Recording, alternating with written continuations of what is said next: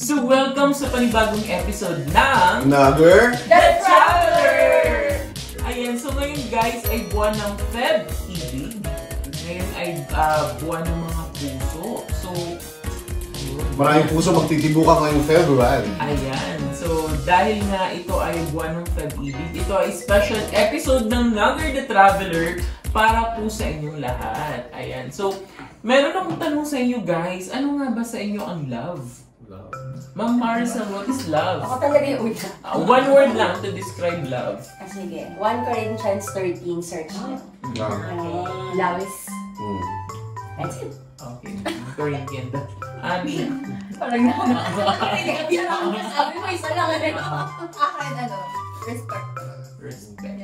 Okay. Sa akin, siguro love is life kasi habang umiibig ka, patuloy tumitibok yung puso mo. Ayun. Sa akin, love is unconditional. Yan. So, iba't iba guys ang ating definition ng pag-ibig. Kaya naman ngayong buwan ng pag-ibig, malalaman natin ang mga saring opinion ng ating mga Nugger Squad. Nasaan na nga ba ang ating Nugger Squad? Nasaan na nga ba sila? Mukhang kumakain pa. Malumukbang.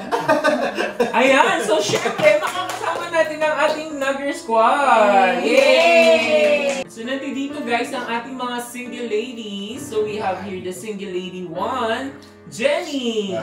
Ang ating widowed single, Barbie! Hello. Ang no boyfriend since birth, Clarissa! At ang ating single by choice, Daw, Eljoy! Ito ba? Kaya Jenny pag-alasisa. Ayan. So, good evening sa inyo, Nuggers Angel. Good evening! Ayan. Happy Feb-ibig! Happy Valentine's! Happy Valentine's Day, everyone, ng Maricel. Yes, Happy Valentine's Day! So, sa mga may mga ka-Valentine's o wala, yes, tapikin niyo lang ang inyong balikat, sabihin Happy Valentine's. Pero yung pag-ibig kahit single ka. Yeah. So, single ka man in a relationship, single by choice, or single-singgilan ka man. So, Happy Valentine's Day sa inyo. Hindi kayo mabobokya sa Nugger The Traveler. Tama. Lahat kami. Tama. Ayan, so hi everyone, happy Valentine's. Thank you so much sa lahat ng mga nagsusuporta sa Nugger The Traveler, sa MR Field Production. We love you everyone. Yeah. Thanks kayo, Nugger. Ay, happy buwan ng pag-ibig sa inyo lahat. At salamat sa walang sawang suporta sa amin. Ayan. Kaya naman kung wala kang kadate, huwag ka nang malungkot. Panoorin mo lang tong episode na to. At kami ang iyong magiging kadate. Yes. So speaking of Valentine's Day, so ngayon pag-uusapan natin ang mga issues about pag-ibig. Feb-ibig. Yan. So syempre, meron tayong iba't ibang klase nga ng Feb-ibig ng introduction natin kanina, di ba? So dito makikita natin yung iba't ibang pananaw nila pagdating sa pag-ibig. Okay, so natulog. So sisimulan natin kaagad sa ating matindihang tanong. Ready na kayo guys? Ready na. Okay. Ready na. 1, 2, 3, go! Ready na! Ayan. So ako muna unang magtatanong ha. Guys, ito guys, very Tony G ang aming setup. Kasi parang magtatanong kami ng mga questions sa ating Nuggers Angel. So this is all about love. Nasasagutin naman sila. Kaya naman ang aking unang tanong, ako na munang unang tatanong. Ayan. What is your opinion about the 299 peso engagement ring? pala yan? Simulan natin kay Barbie. Ang ating widow single. Ang opinion ko dito sa 299 engagement Ring. tatanggapin ko ng buong yun kasi Hindi naman yung nanggaling yun sa puso ng may gusto sa akin siya. What if kasi isang lasa yun? Ibibigay na ako sabi mo. Pagkabigay sa'yo, tutubusin ko din after 2 months. Alay, joke lang. Okay, di tatanggapin ko ng buong puso kasi buong puso niya binibigay sa akin. Tama. Iba naman tayo ng opinion. Maraming salamat, Barbie. Ito naman ang ating single by choice, Eljoy. So, for me, tatanggapin ko yung 299 engagement ring. Kasi, hindi naman tayo magbibigay sa price, di ba? Kasi ibigay yun ng mahal natin. Ang taong mahal natin, di ba? Tama. Kaya nakakakilig kaya kapag binigyan ka ng engagement. Of course. Siyempre. Jenny, ikaw naman. So ako, yun. Hindi naman din ako tumitingin sa price na ibibigay sa akin. Kasi ako yung tipo ng tao na kahit maliit lang na price yung ibigay sa akin, tatanggapin ko. Saka, mahal ko yun eh. Mahal ko yun. Dapat kung tinanggap mo siya ng ganun siya dati. Halimbawa, hindi naman siya mayaman talaga, dapat tanggap mo din kung anong ibibigay niya sa'yo. Kahit nga sa part ng pag nagde-date lang, yung tusok-tusok lang. Sobrang sorry! Street food! Ayun! Sorry! Ano ba yan? Puso-puso ka na. Scary yan. Sorry! So, ulitin ko lang kayo. Pakilinaw gently. Street foods Ayan, po yung gusto kong sabihin. Fishball, ayan. Yung mga sweet dog, kikiam.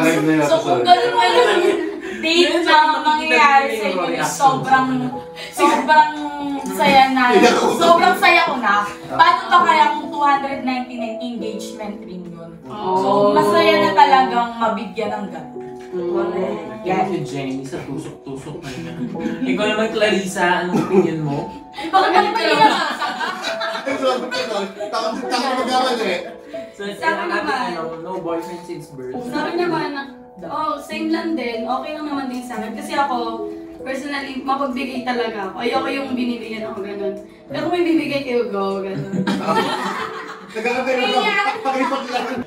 So, ayun, kung mapapansin nyo guys, iba-iba yung way ng pagsagot nila, no? Kasi, depende siguro din sa mga karanasan nila. So, si Clarissa ay very bago pa nga lang. So, kaya, yung ano niya, no? Yung talagang komento niya talaga, parang very Pero lahat halos sila, ang sabi nila, is tatanggapin nila. So, hindi maaarte ang ating nagger squad. Eh, kayo naman. Ikaw naman, Abby. Ang ating, I love the queen. Ayan, yung pinakakaabangang sagot. Anong opinion mo regarding dyan, Abby?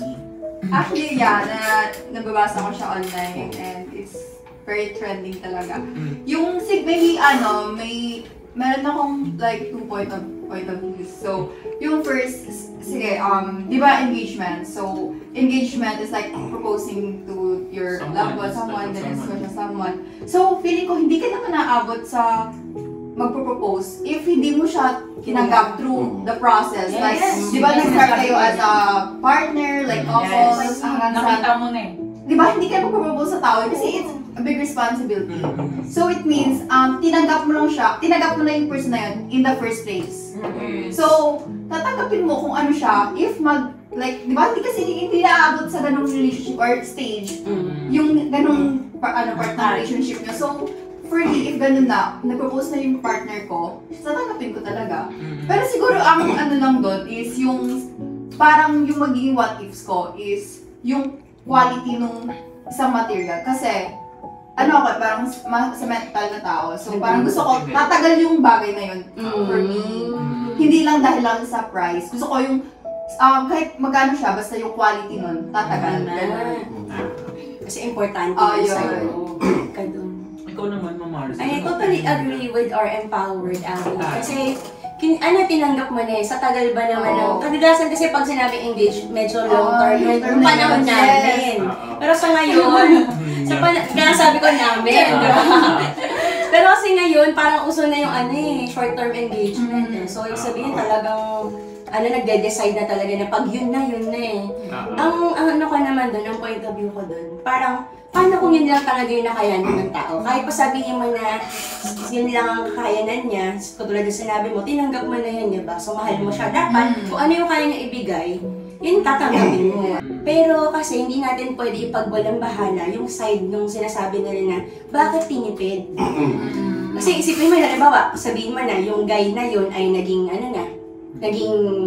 matagumpay na sa buhay. So, dapat medyo kahit pa paano mag-effort naman din siya. Ma-compensate yung years na pinagsamahan. So, ko dyan, sa akin, sa tingin ko, tanggap. Kasi ako yung ganong klaseng tao. So, sa akin naman guys, it always takes two to tango. So, feeling ko, sabi kasi yung statement kasi ay, matagal na kami. So dapat ko ba siyang tanggapin? Feeling ko lang on my other side lang, ang tinitingnan ko lang dito is yung sagay. Kasi nga, sabi nga ni girl, matagal na sila. So feeling ko dahil matagal na yung relationship, may portion din sigay na may napipressure na oo nga matagal na kami na dapat nagle-level up na yung relationship namin. Kaya lang, hindi ko pa kasi afford. Diba? Na parang, eto pa lang yung kaya ko. Siguro, ang nagkulang lang dun is yung compromise. Yes. Diba? Na parang naipaliwanag. Diba? Na parang, pasensya ka na 299 pesos lang tong engagement ring natin. Kasi gusto kong patunayan sa'yo na seryoso ako na dalhin natin to into the next level. Kaya lang financially hindi pa talaga kaya. Parang ito yung magiging assurance ko sa'yo. Diba? So yun lang naman yun eh. Kasi feeling ko naman si girl, hindi naman siya magiging materialistic. Parang na-question niya lang siguro yung worth niya na hindi din natin siya masisisi. Pero tingnan din kasi natin yung ibang angulo, katulad nga yung sagay na baka kasi na-pressure, diba? Na parang iniisip niya na kung wala siyang gagawing ibang steps, posibleng yung love ni girl ay baka magbago, diba? So siguro yun lang talaga, nagkulang lang sa compromise. Yan. So yun yung akin. Pero naman ikaw naman, Kuya Nagar. Ako sa akin, so, tingin mo ba magpo-propose ka ng 299 pesos? Bago ako sumagot sa akin kasi ang sagot ko dyan, tingnan natin both sides. Kung wari matagal na kayo, 10 years na kayo, alam mo naman na yung kakayahan ng lalaki ay yung, alam mo na simple lang yung pamumuhay niya. At pumayag yung girl na gano'n yung setup, na alam mo na simple lang yung kakayahan ng guy. Binigyan ka ng guy ng ring, na alam mo yung estado ng buhay niya. Tanggapin mo kasi bilang lalaki, masaya sa pakiramdam na tinanggap nung girl yung binigay ng lalaki. Pero masakit din pag hinanapan ko nung babae na bakit yun lang ba yung halaga, di ba? Sa lalaki masakit yun kasi yun, alam mo na yun lang ang kaya ng lalaki sa ngayon. Okay, Ma'am Maricel. Pwede bang bigyan ng second chance yung mga nag-cheat? Do cheaters deserve a second chance or third chance? Or hanggang saang chance ba ibibigay? Let's go.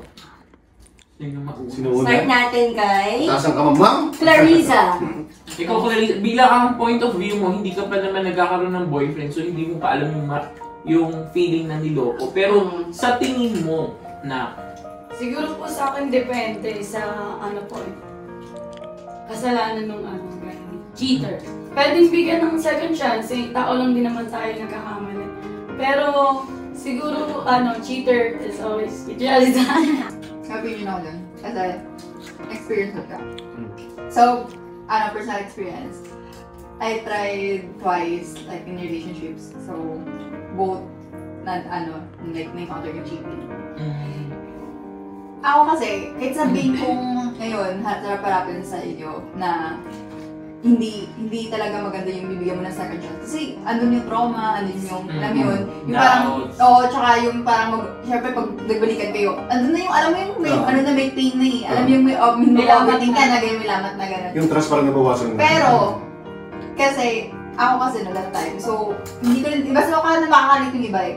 Tinanggap mo ulit, kasi super love mo talaga yung tao. So parang gumawa ka ng scenario sa utak mo na hindi, kaya niya lang pakayusin to. Kasi nga, kasi parang, okay, pinagsamahan kami. Baka, feeling ko, may magkukulang din ako, o may test lang, o ganyan. Baka ano na to sa amin, part siya ng relationship.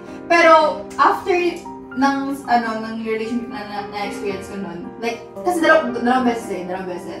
So, nasabi ko na sa sarili ko, ay, hindi pala yung maganda. Kasi, if you're tolerating someone na gano'n, parang, ikaw na rin yung nagkakos ng pain sa sarili mo. Parang gano'n. You're giving him the access. Yes, yung access, nasaktan ka. Kaya parang, after ko siguro na tunan yun, parang hindi na. So, how about the other Nagar squad? Ikaw naman, Barbie.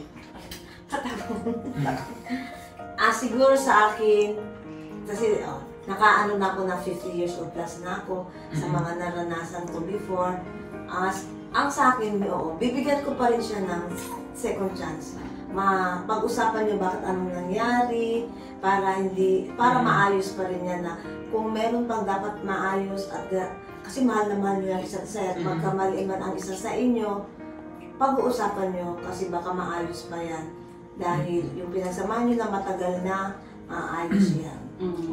Basta nagmamahalan kayong dalawa. Hanggang second chance na, huwag ng third or fourth. Ayun, ang ganda na sinabi mo doon. Oo. At saka ano no, yung point of view mo, depende talaga sa na-experience mo. Talagang naranasan niya eh. Ikaw naman, Jen. So, ayun nga. Based on my experience, nangyari sa akin yun na binigyan ko siya ng chance talaga. Pero hanggang second chance lang yung nangyari. Kasi pagdating nung bibigyan ko na siya ng third chance, parang na-trauma na ako. So ayoko na.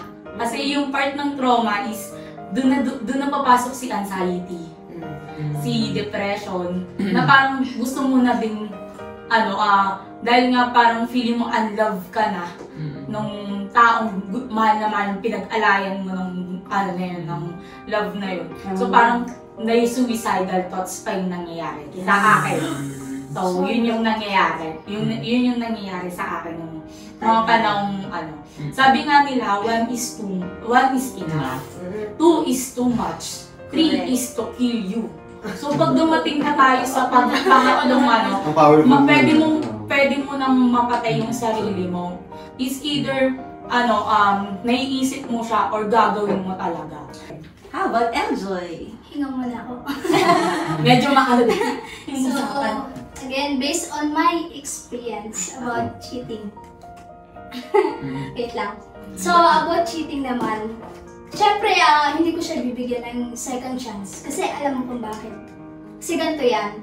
Kapag yung tao kasi nag-cheat sa'yo, syempre mawawalan ka na ng trust sa isang tao na yun.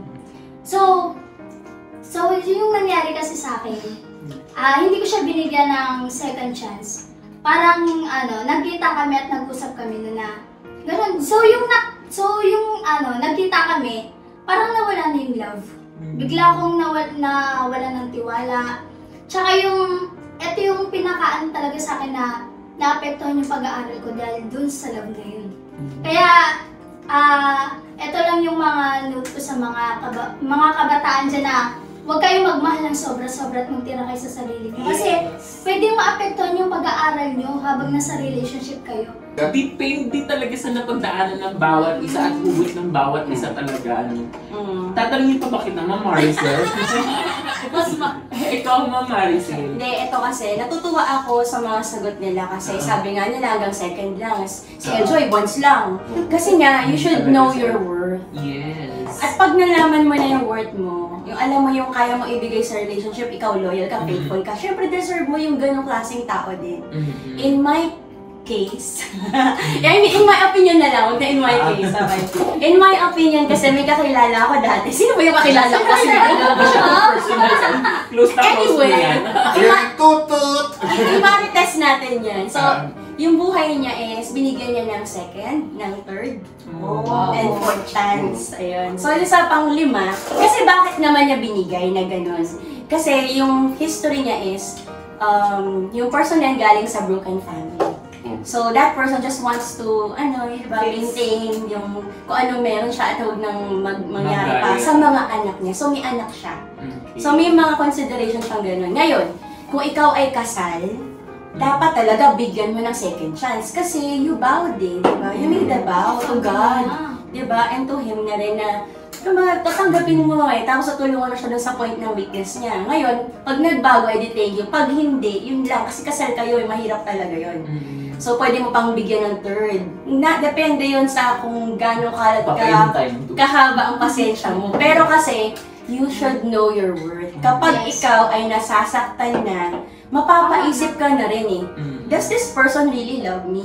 If I'm being true to the vow that I made, hindi ako kasala, pero if I'm being true to the vow that I made, diba? Bakit siya hindi niya yun magawa para sa akin? And then why repeated, diba? So, ibig sabihin, magtatanong ka na, hindi niya ako binavalue, diba? Ang ganda nung, ang ganda binigay. Oo. Dito totoo kasi naman. Hindi kasi siguro I never had past tense na hindi kasi meron kasi akong dalawang relasyon lang. Yung una kasi wala kaming naging issue ng infidelity. Wala talaga at all, kaya parang hindi ko din alam. Pero nararamdaman ko if ever man na mangyari siya sa akin sa current ngayon, depende pa din. Depende talaga, parang if it is intentional, tapos gaano yung degree. Yung degree, syempre, huwag naman sana aabot na parang may intimate, di ba? Kasi pag may intimate, baka feeling ko hindi ko kaya. Hindi, sa inyo kasi parang makikita mo na una kapag pag no boyfriend since birth, parang nandun ka pa sa typical na love story na parang happy ending. Oo, na parang na dapat wala, oo na till death do us part. Parang so meron naman na parang very realistic na patatawarin, isa, dalawa, and ayun nga, katulad kay Ma'am Maricel, meron din kinukonsider katulad nga nung kung kasal kayo at may mga anak kayo. So, ang daming tinitake into considerations, no? So, sa akin, talaga, depende talaga siya sa degree. Huwag lang talaga aabot sa intimate. Feeling ko yun lang yung boundaries. Ako sa akin, isang malaking hindi patatawarin. Kasi for example, ang tagal na pinagsamahan nyo tapos mahuhuli mo na may ginawang mali. Kasi unang-una, kung alam mo mahal ka ng tao, nire-respeto niya yung taon na pinagsamahan nyo, bakit ka gagawa ng mali? Ibig sabihin, once gumawa ka ng mali, hindi mo iningatan yung taon na pinagsamahan nyo. Kakapanghinayang. So una masakit lang yan. Ang payo ko lang, pag may ginawa na sa'yo ganun, iwanan mo kasi ang pipiliin mo? Mamahalin mo, patatawarin mo, o habang buhay kang sasaktan, o i-let go mo, tapos ang paghihirap mo. Yun ako. Number 1 pa rin, tiwala. Kasi parang ako lang, wala pa naman nangyayari sa akin. Ako kasi pag nagmahal, buhos, bibigay ko lahat. Pero once na sinira mo yun, tapos tayo. So ayan, medyo naubos yung tubig namin dun sa topic ngayon, no? Kaya naman si Abby naman ang magtatanong ngayon. He's a 10, but he asks you 50-50 for the payment sa bill sa first date. Jen. Oo. Do you find it offensive? No, hindi. Kasi tawag dito, kahit sabihin na natin napakayaman na ng taong yun, na kaya niya nang ibigay sa'yo lahat. So, meron part din kasi talaga sa mga lalaki na ititest ka nila. Kung hanggang saan yung kaya mong ibigay sa kung ano yung sasabihin niya sa'yo. So, yung 50-50 na yun, sasabihin ko, sige, go. Walang problema kung Kasi ako, giver ako eh. So, giver ako. So, yung sasabihin niya, sige, 50-50 tayo. Minsan kung gusto mo ako na, anong gagawin natin? Number mo? Kailangan ko ng panggas.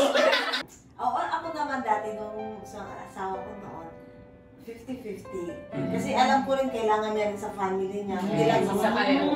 So, nagtatrabaho siya para sa family niya, hindi para sa akin, di ba? Kasi pa lang naman kami, girlfriend, boyfriend. So, pag sinabi niya ano tayo, mamaya, sabi niya, sure.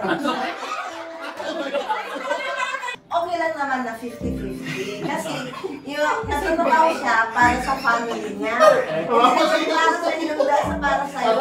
Ikaw naman nagtatrabaho para sa sarili mo at kung meron gustong gastusin, kagaya ng ganyan, lumagas kayo para kumain, pagkatapos ng work. Rated PG. Ikaw naman, Clarissa, ano sa tingin mo, naaayon mo kapag nasa in a relationship ka? Ayan.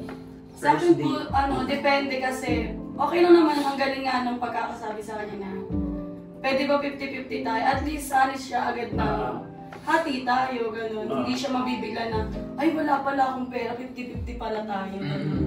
Pero okay lang yun kasi ako din naman, mapagbigay din naman ako. Pwede nga ako na rin magbayad. Wala pa rin masusunod tayo. Ano number mo?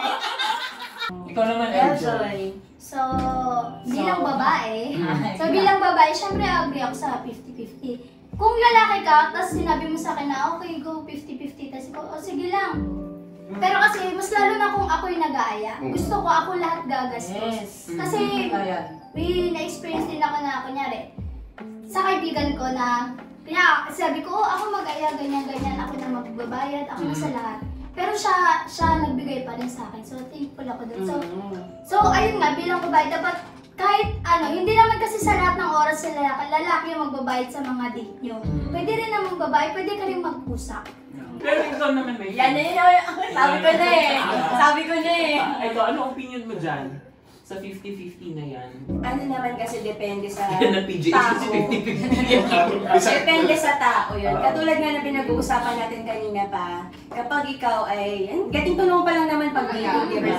So, since kinonsider mo siya na makadate, dapat tanggapin mo rin kung ano yung kakayahan ng tao. Kung tulad nga na sinabi ni Jenny, di ba? Kung doon kayo sa mga fishball, di ko na sasabihin yung term.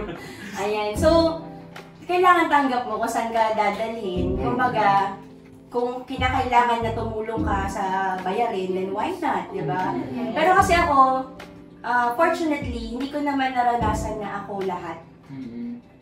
Nagkataon lang siguro, oo, meron siguro talagang pagkakataon na kaibigan naman yun na kinailangan ng tulong. So, tinulungan ko naman.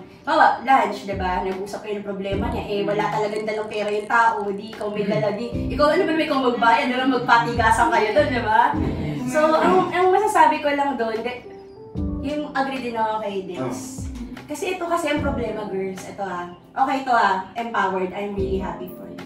Pero kasi, di ba, ang guys, kapag gusto nila ang girls, mag-i-effort din. Kasi nga kailangan ipagtrabaho nila, yung talagang pagtrabahuhan nila, yung pangkain nila sa Jollibee, ganyan. Ano yan, yung kasiyahan nila. Ikaw naman, Abby, kasi yung galing ang tanong, tingnan mo dyan. So, nag-try ako, hindi ako masabi experiment siya, pero nag-try ako ng date. Tapos, yung first, yung first na try kong date is, ako talaga nagbayad. Like, so parang okay naman. So, parang, pero hindi ko masasabing, like, yung guy, like, 10 siya. I mean, hindi siya super 10. Pero nag-try ako, pero kumbaga in-experiment ko, ano mga reaction ng guy, tatagal ba yung yung gano'n. So, hindi ko pa rin siya masasabi if yung girl naman, kasi pag yung girl yung todo effort, parang yung guy naging kampante. Totoo. Okay, makikipag-date ka pa ako ng second date. For the 50-50. Depende sa akin. Depende talaga. Ayan. So, ikaw, Kuya Nugger, sa perspective na... Sige nga, i-share mo nga sa amin. Ako talaga, dapat talaga yung guy talagang nililibre.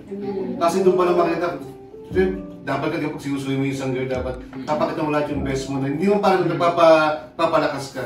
Doon makita kung gaano ka kalambing sa isang hiligawan mo. Siguro ako ang opinion ko, no?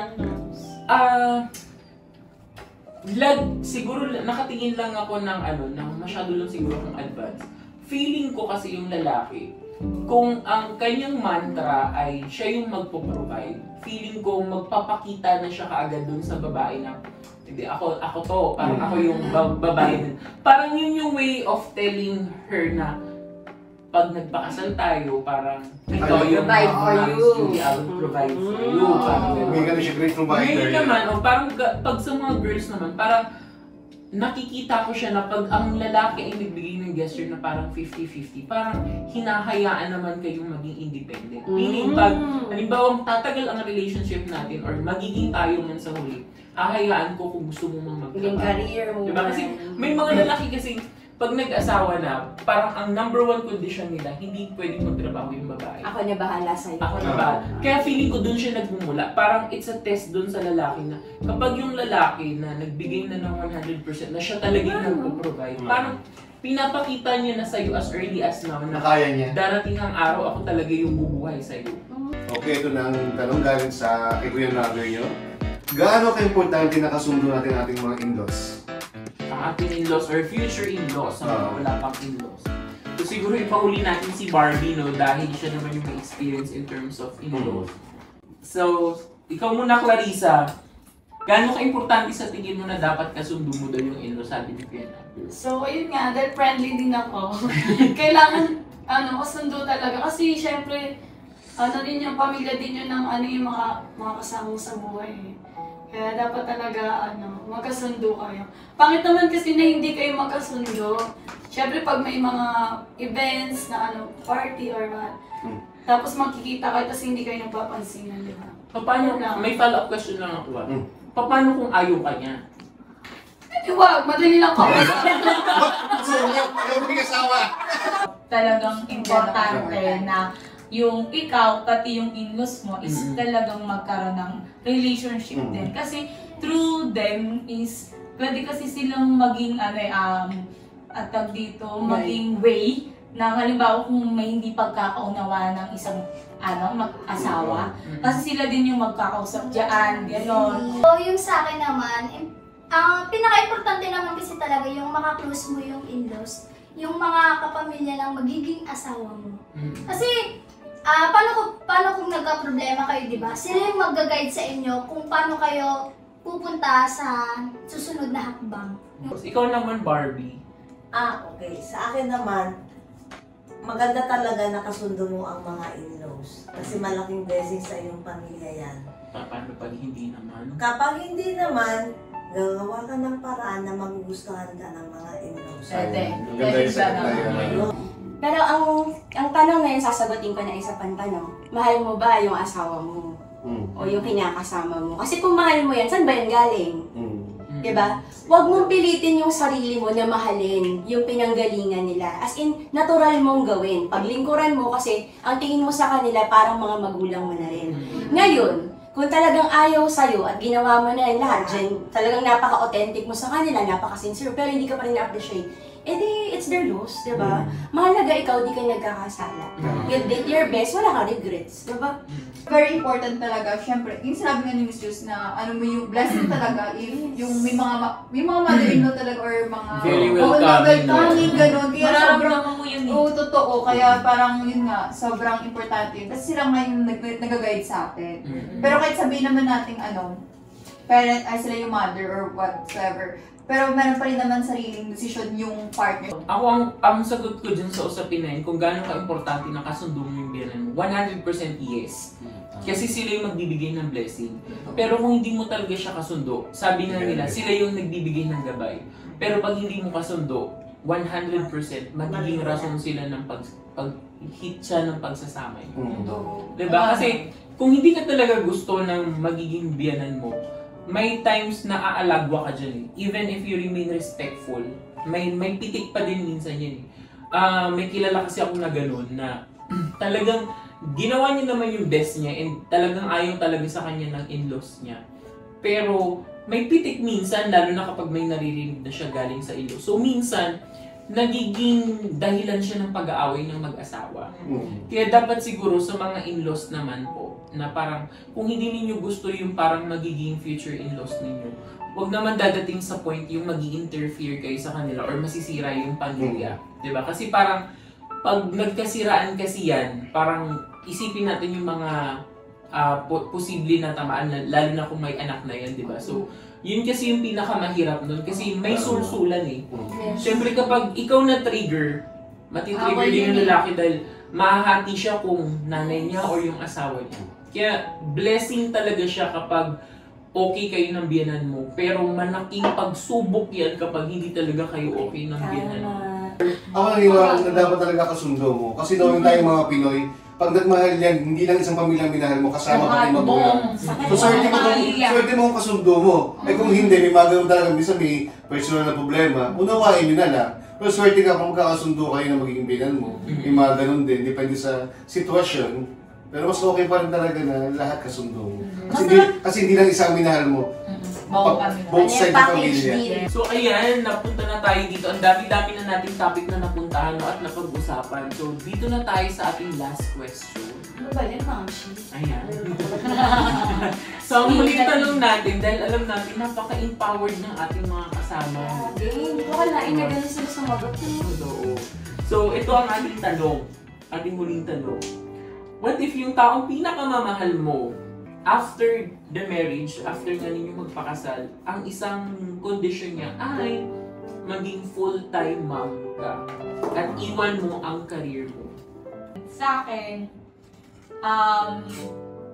bilang empowered women, so woman, I mean. So ako kasi, independent kasi ako. So may part sa akin, sige pagbibigyan kita. 1 year, 2 years, ganyan. Pero kung hindi ko talaga, kung hindi talaga para sa akin yung full-time mom, wala tayong, pagbigyan mo din ako sa kung anong gusto ko. Galing mga situation kasi hindi lang naman lahat is ikaw lang yung makikinabang dun sa pera na yun. Yung mga ganong part. I-clear lang natin yun. When you say na parang ibang nakikinabang, tumutulong ka siya sa kapatid niya or sa family. Sa family niya, ganun. Kasi medyo mabigat na usapin. Sorry, Eko naman, Clarissa, ang ating business. Can you be my Disney princess? Kung mayaman siya, go! Hindi maging Disney princess, punta tayo sa mga islands, charis. Pero ano kasi, seryoso kasi ito eh. Oo. Kung gusto niya, doon ako sa bahay, go. Pero meron akong kondisyon. Bibigyan niya ako ng business kasi ayoko wala akong pera eh. Diba? Ayoko parang aasa lang ako ng aasa sa kanya. Gusto ko meron din akong sarili kong business na, ay, sabay tayong dalawang paunlad, ganon. So, yung sa akin naman, papayag ako pero may condition din. Siguro kasi ako hindi kasi ako sanay nang nasa bahay lang.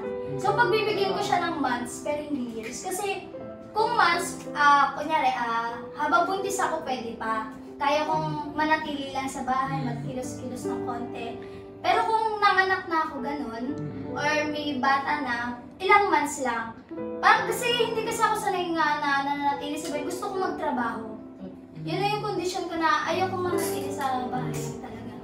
Sa akin naman is kung papatigilin ako ng asawa ko na magtrabaho at full-time mom sa mga anak, full-time mother, okay. Kasi basta may bigay niya lahat yung pangangailangan namin. Lahat-lahat. Yung walang tatanggapin ko yun kasi kaya naman niya pala na nandyan ako mag-alaga sa mga anak ko. Kasi gusto ko, ako ang mag-aalaga sa kanila. Hindi ako para may bigay ko sa mga bata pagmamahal kung paano sila lumaki na may mga magulang na katabi. Mahirap kasi yung wala. That's a good point. Tapos, kung hindi kaya naman, magtatrabaho pa rin ako. Kasi para din sa mga bata. Nakausapin ko siya na hindi mo kaya na ikaw lang bagsak si maraming gastusin. Hindi naman pag-usapan ganun. Yun ang ko sa akin. Again disclaimer. Sinashare ko to hindi dahil may namimiss ako. Sinashare ko to hindi dahil nag-reminisce or something or may bitter ganun. Sinashare ko to para kapulutan ng aral. Okay?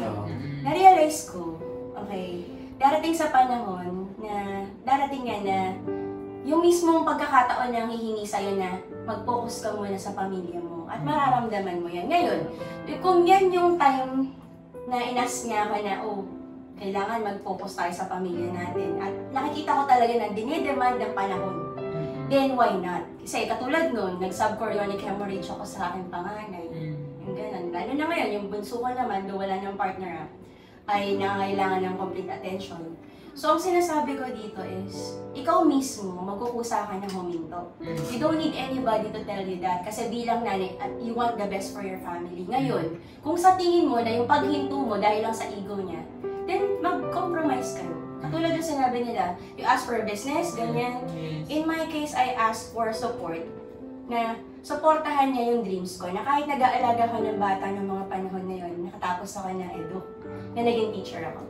Mas maganda if meron ka munang investment, like yung stable ka, like financially, physically, mentally, like kahit sabihin natin nasa bahay ka, pero may ginagawa ka pa rin. Pero stable ka financially, you have to make sure. Kasi hindi natin masasabi na lahat ng hindi ka naman nililiwi siya, like sa partner ko na like maghiwalay kami or what. Kasi be realistic, di ba? At the end of the day, what if ikaw na lang mag-isa? Tapos hinayaan mo siyang ka na, ay, wag ka housewife ka lang, ganyan. So, parang ikaw na, na burnout ka na, wala kang ginagawa. Kayo naman ang makakaramdam niyan, sabi nga ni Ma'am Maricel, di ba? You don't need to ask any permission kasi kung kinakailangan na, lalo na 9 months na, halimbawa, for example, mabubuntis ka na, kakailanganin mo talagang magpahinga, di ba? At ikaw mismo ang makakaramdam ng calling na, okay, kailangan ko muna mag-focus sa pamilya ko. Pero, you have to make sure nga, katulad ni Clarissa, yung sinabi niya na dapat meron kang passive income. That's very important kasi ang dami kong mga naging kaibigan na nakakaawang pala. Alam mo yung isang bagay na naanon ko na hindi ko kinakahabagan ha. Mataas ang respeto ko sa housewife po dahil ang nanay ko po ay isang housewife. Saludo po ako sa inyo. Ang hirap lang talaga sa part nila kasi nga yung laging naririnig ko sa kanila na nung iniwanan sila, ang suporta na nga lang ay sa bata. So ibig sabihin ikaw, hindi ka na makakainda sa kanya ng personal mong pangangailangan. Diba? May mga monthly periods ang mga babae na hindi mo na maihingi sa kanya kasi ibig sabihin, ang gusto niya na lang para sa bata. Kasi minsan, di ba, pag hindi yung ibibigay ko para sa mga bata, na parang, wait lang, nakalimutan mo, may asawa ka, hindi niya nasusuportahan yung sarili niya.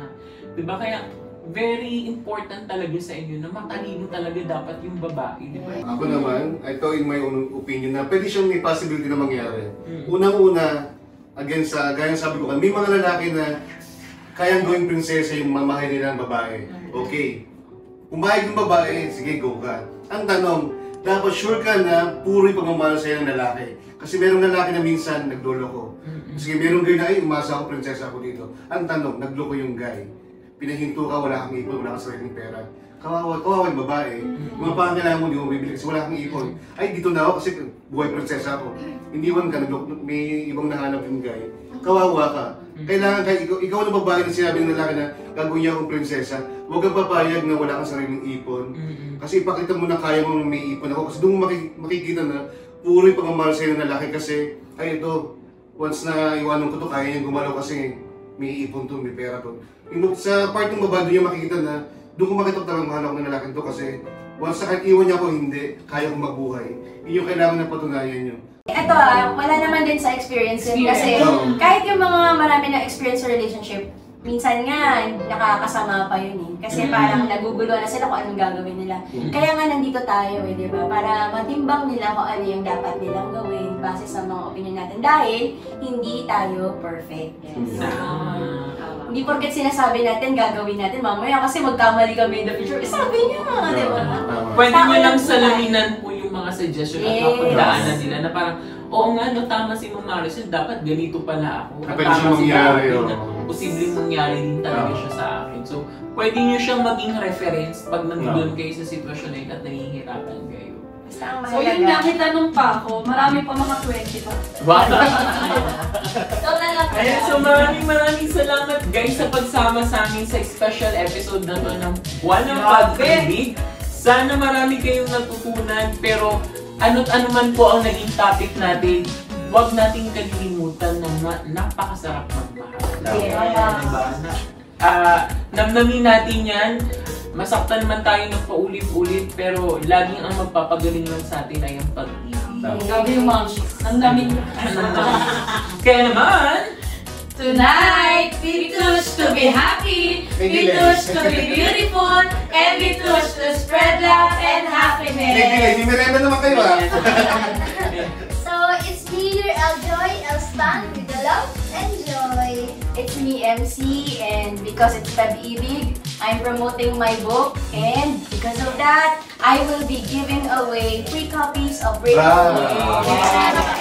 I'll not let heartbreak break you. Dahil ang February, ang Valentine's month natin ay hindi lang para sa mga masyadong masaya.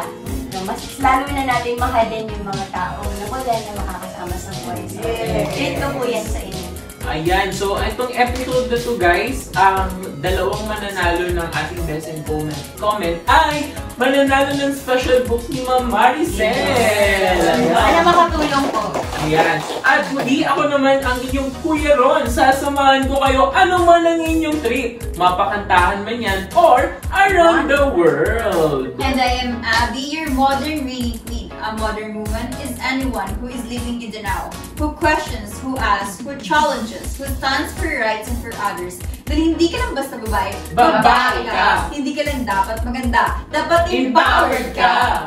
Again, happy Pag-ibig! Ako naman yung Kuya Nagan, yung vlogger ambassador. Samahan niyo kami sa may isang adventure na puno ng kaalaman at kwela, mga pagkain sosyal pero sulit affordable, mga travel getaway na swak sa budget, kaya hindi ka na kailangan mahal para mag-relax. Kaya like and subscribe para updated ka sa aming next adventure. And you are watching Nugget The Traveler!